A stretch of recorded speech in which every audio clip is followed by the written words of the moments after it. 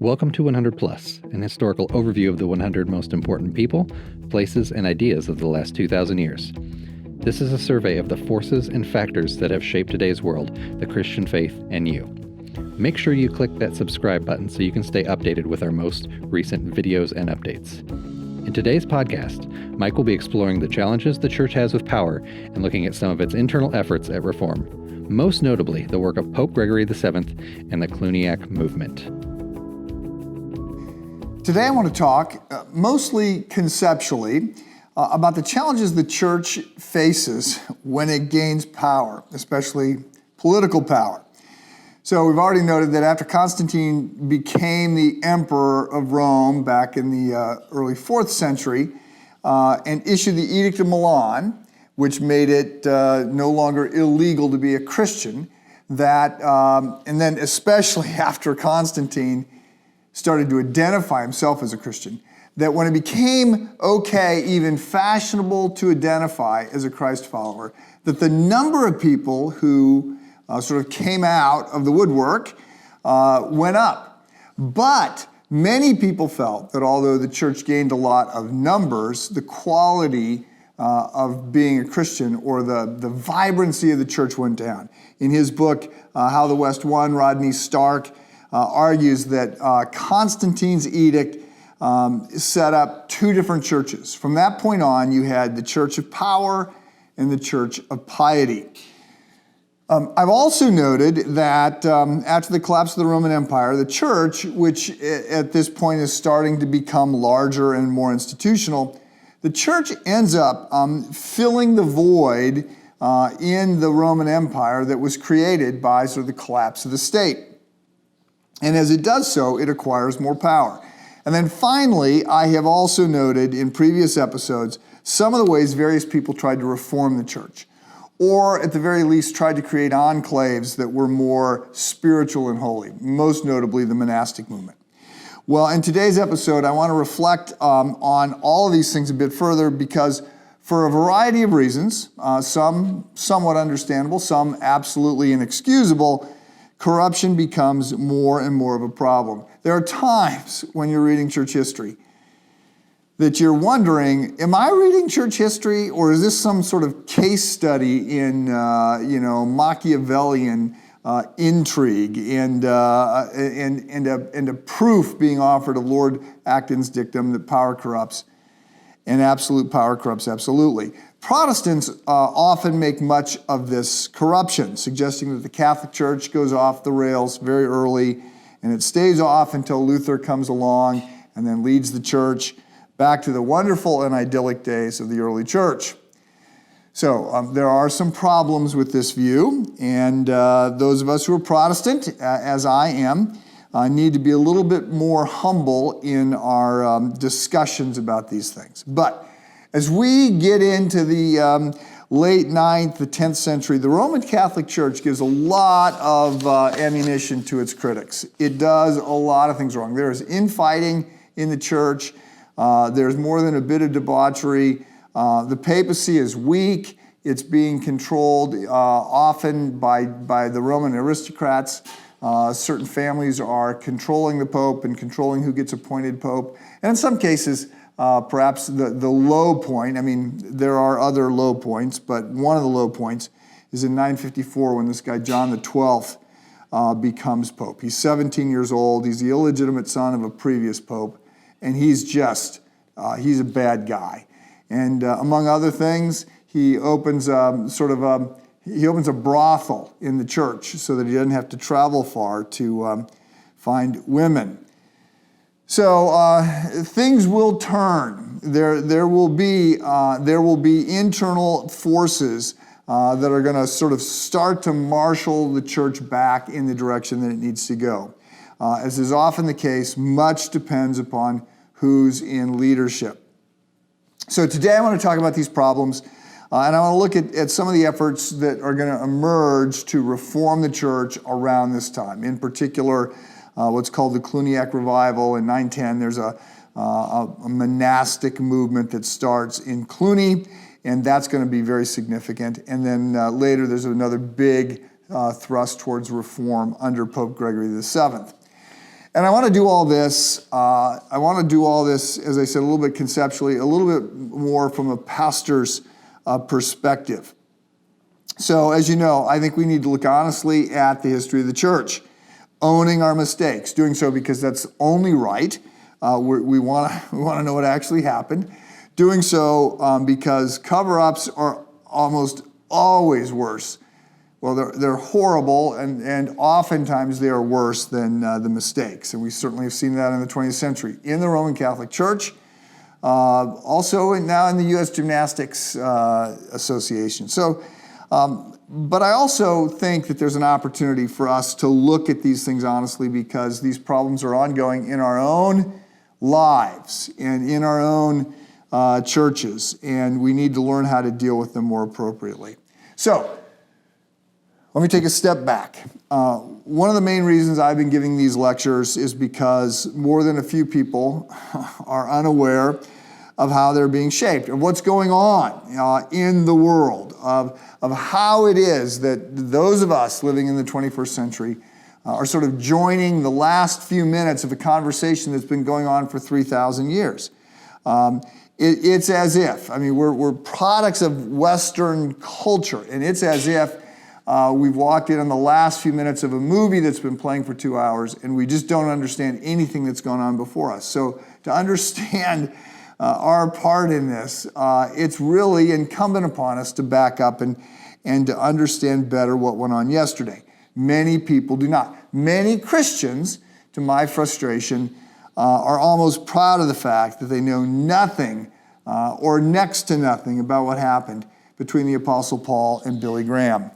I'm not suggesting, hear me out, I'm not suggesting that we place the traditions of the church on par with Scripture, but I do think we can learn from those who have gone before us, and that we have a much better chance of growing in Christ-likeness and of being who He has called us to be, being the kind of church that we are supposed to be, if we understand what happened before us, the mistakes that were made, all of that. So, I think you get that. So in light of that, we've been looking at these 100 most significant people, ideas, and events that have shaped us. And we started by looking at two events that sort of ran in parallel with the New Testament. Nero, the burning of Rome that Nero blamed on the Christians. That's happening towards the end in the 60s. And then the destruction of Jerusalem by the Romans that happens in the 70s. So we then looked at a variety of things sort of before, during, and after the Council of Nicaea, and then did a handful of podcasts on some extras, the Apostles' Creed, the formation of the New Testament, the sort of Western civilization, the sack of Rome, the Chalcedonian Council, and then we did this series of things where I tried to tie a person to a movement of some sort. So St. Patrick, looking at an overview of Western Civ. The second lecture was on St. Benedict and the whole monastic movement. The third was Gregory the Great and the rise of the Roman Catholic Church. The fourth was Columba, led us into an overview of the history of missions. The fifth was Muhammad, the rise of Islam. The sixth was then Bede, life of the mind. The seventh was Charlemagne and the reemergence of the Holy Roman Empire. Last week was the Great Schism, and we started into the High Middle Ages. Today I want to talk about the church, corruption, and reform. I think I said last time that we were going to look at the Crusades. I lied. I have to walk that statement back. I think that's what you say today. It's not going to happen this time. Next time is the plan. So that's what we're doing, and let me tell you why. Here's my concern. I'm not a church historian, although I play one on this podcast. I'm a pastor. I want this to be a spiritual win. It's not lost on me that in the process of hearing about what happened over the last 2,000 years, some of you learn things that are not what you expected to learn. And some of the things that you hear from me, a pastor, are less than encouraging. Wait, Martin Luther made anti-Semitic comments? Jonathan Edwards had slaves? Karl Barth had a mistress? Martin Luther King plagiarized some of his doctoral dissertation. Wait, I didn't know these things. Wait, I thought these people were better than that. So some of what we hear, especially as we're moving deeper into the Middle Ages, is unsettling. We want Christian leaders to be better than they were. We want Christian leaders to be better than they are. In light of all of that, I want to make some points and help you know how I process the disappointments and the discoveries. So, 5 points before we turn to some specifics. Number 1, the church has always been a flawed institution. The church didn't become corrupt. The church has always been corrupt. There were never idyllic days. Perhaps the easiest way to make this point is to just take you back to Hebrews chapter 11, the Hall of Fame of Faith, where we have this list of the heroes of the Old Testament. Great people of faith, Abraham and Moses and David and Rahab and others. And then to remind you of how profoundly flawed each of these heroes actually was. Abraham was a moral failure and a coward. Moses was a murderer. David was an adulterer and a murderer. Rahab was a prostitute. We could move on and just look at the New Testament. According to the book of Acts, the glory days, when the church was great and everybody wants to go to Acts chapter 2 and they were sharing everything in common and lots of people were coming to faith and it was great. Yeah, it looks like that lasted for like 36 hours. And then there were problems. In Acts 5, we got Ananias and Sapphira lying. In Acts 6, the Greek-speaking widows are complaining that the Hebrew-speaking widows are getting better treatment. As we read on, we realize that the church in Jerusalem does not really lean into its assignment to take the gospel outside of Jerusalem. We watch as Paul and Peter have a tiff, and we watch as Paul and Barnabas have a complete falling out. And there's more. I mean, not just in the book of Acts, just reading the letters that people are writing, that Paul's writing, that Peter and James are writing. You can read between the lines and understand the kinds of problems they are addressing. So I want to say, you need to understand, the church has never been what we want the church to be. The church has always been made up of deeply flawed people, just like me, just like you. All of this is fully reported in the Bible. All of this should drive us to the gospel, to an understanding that we are saved not because we're better than anyone else. We're not. We are saved by grace through faith, not of ourselves. It's a gift. The Christian faith does not claim that God loves us because we're good. Read the memo. We're not good. Do not make the mistake of thinking that Christians in general, or you in particular, or me, or Christian leaders are better, more moral and pure than all other people. A study of the history of the church makes it clear that God is the hero. And the good things that happen in spite of, not because of the people. Now, none of this is to negate the fact that as we follow Christ, we should get better. We should grow. We should grow in Christ-likeness. All of that is true.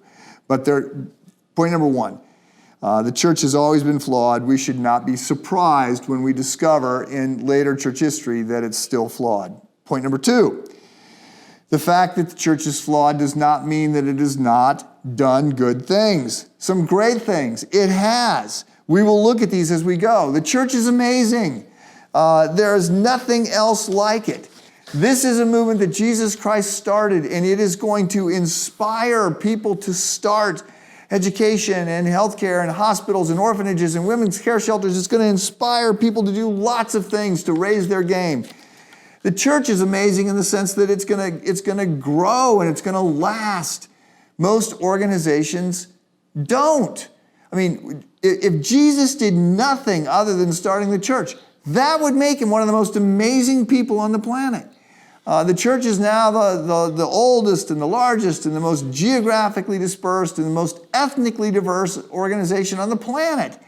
Most organizations don't last a couple generations. Most countries don't last more than a couple hundred years. if that. And the church is 2,000 years and still going. So let me share a story. So early in ministry, Sherry and I have been married a couple years. We're in Washington leading a college ministry. And she comes to me at one point and she says, I'm getting a little frustrated by ministry in the church. And part of the problem that she goes, that I think I've got is I've got no friends that aren't Christians. She goes, I'm breaking out. And she goes, I don't know what that's going to be. But eventually she says, you know what, I'm going to be on this co-ed soccer team. And she starts playing co-ed soccer. And after a couple weeks, I'm like, I want to play co-ed soccer. All of my friends are becoming Christians. I need to break out of this Christian bubble too. And so I ended up, much to my embarrassment, I had to absolutely tell the team that they had to take me. They didn't want me. And I said, well, I'm going to take my wife and we're going to go to a team that will take both of us. So then, because she was quite good, they eventually agreed to let me play. So I'm playing in this co-ed soccer league. And the games were often late at night because it was indoors on this hockey rink without ice. And everybody wanted to play, and so we're playing late one Friday night. And after the game, we had, I don't remember who won or lost, but it had been a close game and sort of hard fought. Well, one of our teammates starts, she's, 25, and she's cussing out one of the guys on the other team. And the guy on the other team is saying, hey, I don't care if you're, a girl or not, I'm going to punch you in the face if you say that again. And all this to say, this big fight breaks out.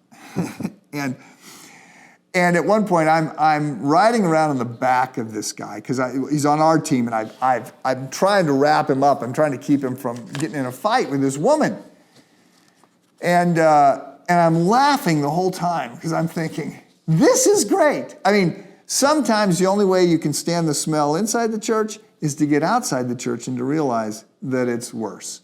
So, number one, the church has got issues, it always has. Number two, the church does some great things. And I want to be able to celebrate the great things, so we're going to look at the hard things as well. Number three, we need to understand there's a certain catch-22 in play.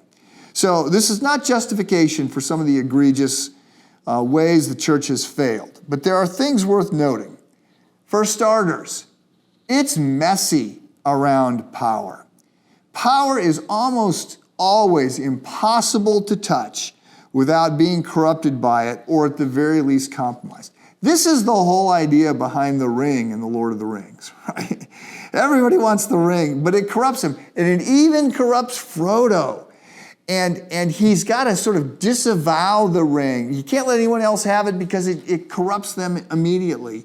And so Gollum, by the way, had been completely hollowed out as any kind of, normal sentient being. He's a wispy wafer kind of being that's got no soul. And it's happening to Frodo, and it will eventually, Frodo is mortally wounded by having to care for the ring of power.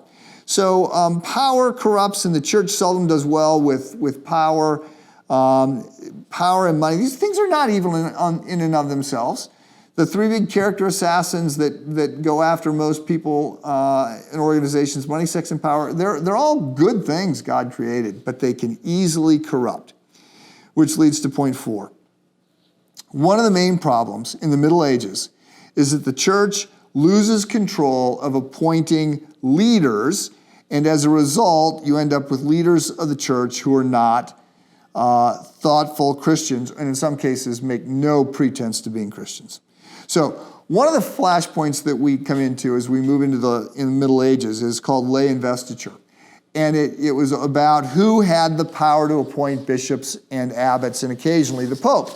So in some cases, secular authorities, so kings and dukes and people like that, held that power.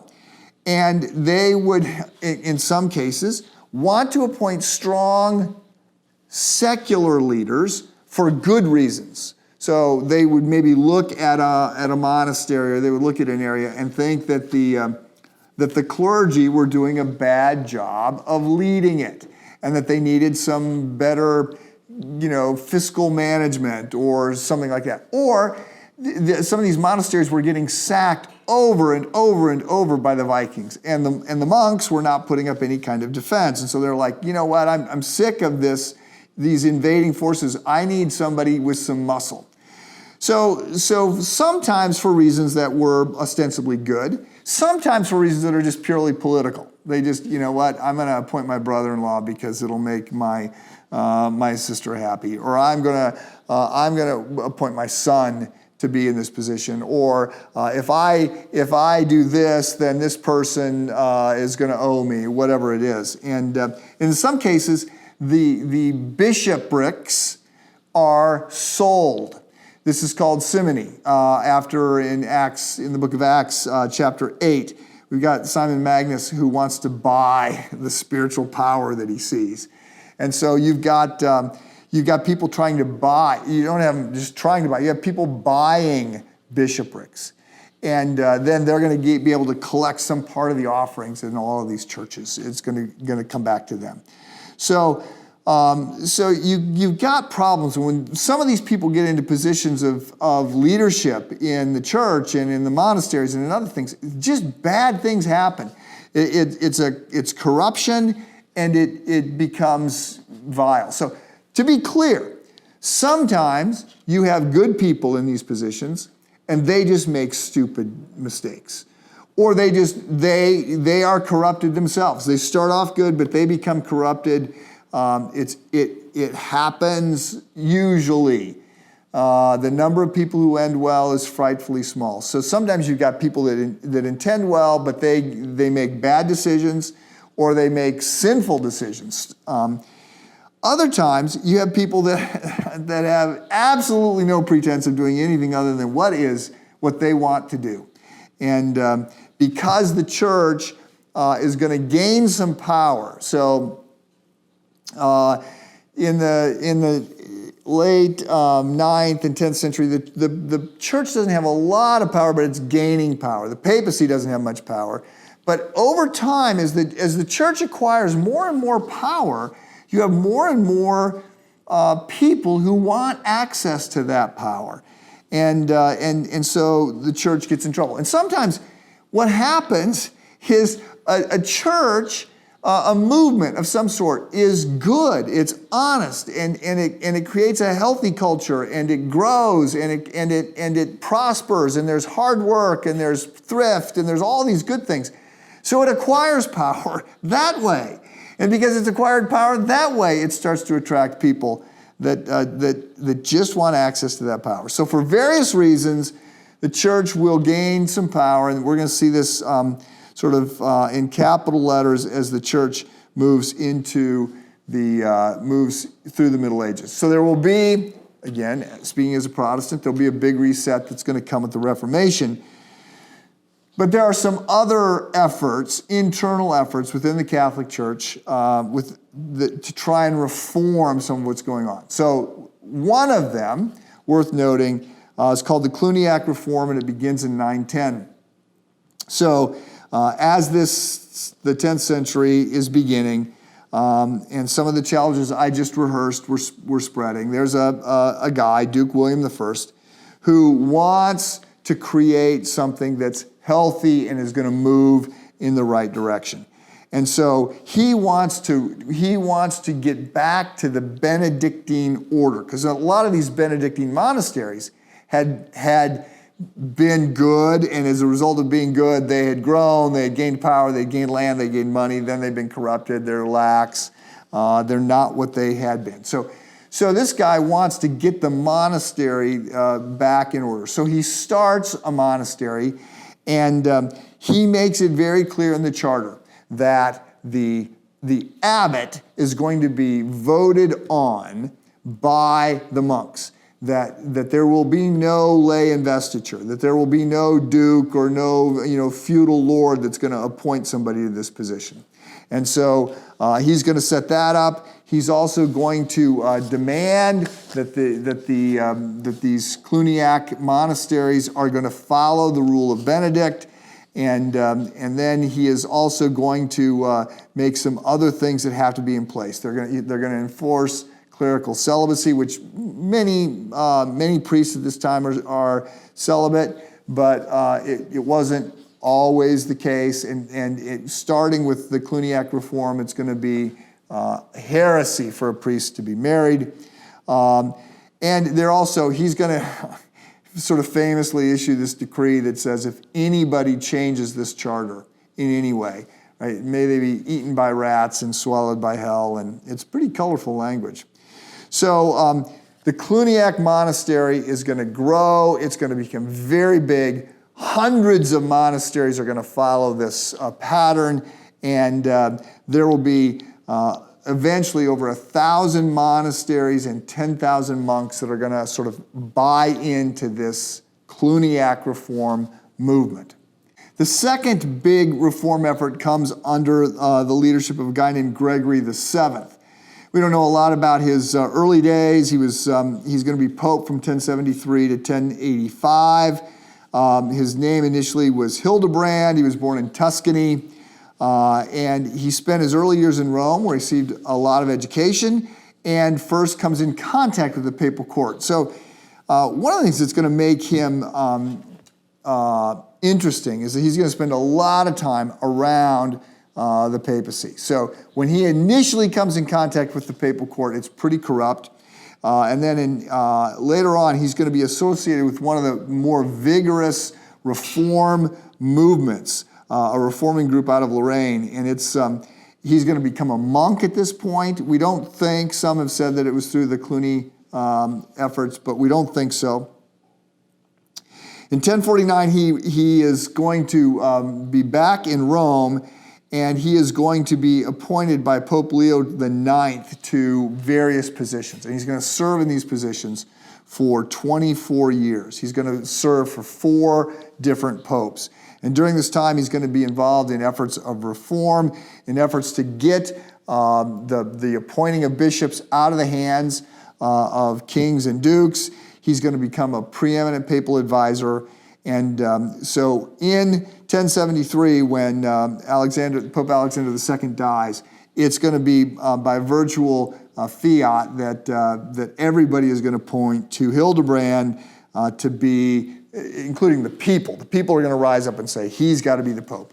So he is going to insist that the cardinals will elect him because they want to follow this new pattern. This is one of the things that they're trying to get established, that this Roman aristocracy cannot appoint the Pope, that the Pope is elected by the cardinals. So he ends up famous for 3 things. First, church reform. Second, the assertion of the primacy of the Bishop of Rome over everyone else. And third, a famous run-in he has with King Henry IV of Germany. So he is going to put his efforts behind these reforms coming out of Cluny, and he is going to do everything he can to break this idea of lay investiture. So one of the things that will happen, again, there will not be a pope who claims more power than Gregory does. He doesn't have this power necessarily, but no one is going to claim more power than he does. So he starts to speak out against, lay investiture. Somebody who's not in the ministry, who's not a priest, who's not a bishop already, a cardinal, a monk, whatever, having any say in who gets appointed into leadership positions in the church. So the person that takes offense at this first is King Henry IV of Germany. He sees this as clearly a challenge to his power because he was appointing people in Germany.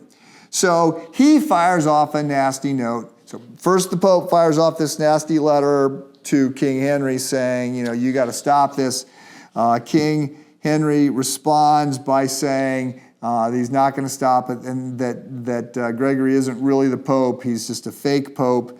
And then we move into the real drama.